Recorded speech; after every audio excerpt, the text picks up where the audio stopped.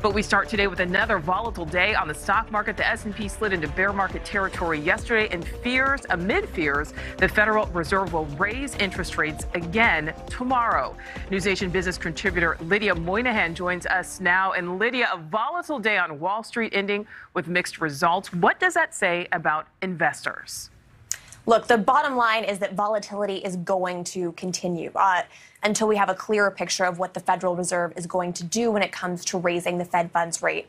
On the top of all investors' mind is inflation. That's, of course, what's causing pain at the pump, what's causing prices to go up at the grocery store. And people have a big question. They want to know, what is the Federal Reserve going to do to address this problem? At the beginning of the week, lots of speculation that the Federal Reserve would raise the rates 50 basis points. Yesterday, reports surfaced, maybe it could be 75 points.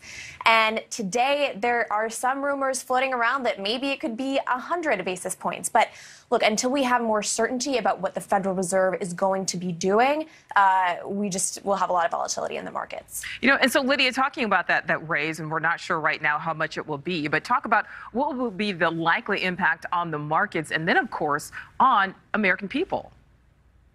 Well, I think that's a question the Federal Reserve would love to know. They are looking for that sweet spot of raising interest rates enough to tamp down the systemic inflation, while at the same time not going so high that they put us into a prolonged recession. But what we are hearing is that market analysts expect the market to drop at least another 5 to 10% this summer. It's sort of known as June gloom, and they do not think that we've hit the bottom yet.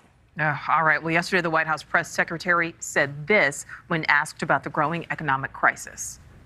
The way that we see this is that the American people are well positioned to face these challenges because of the economic historic gains that we have made under this president in the last 16 months. All right. So gains made under the president, yet we keep seeing gas prices going up, grocery store prices going up.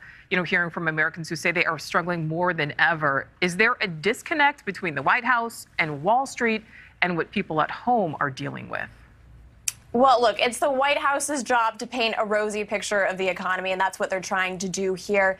But markets are not a political animal. They don't have a partisan bias.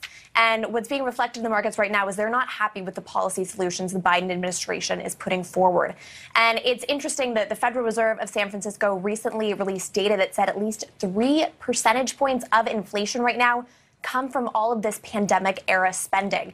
And what the Biden administration is proposing is more spending. They want a $2 trillion package that they say will help consumers, have more money to pay for the cost of rising goods. But it seems like that policy solution could very well backfire.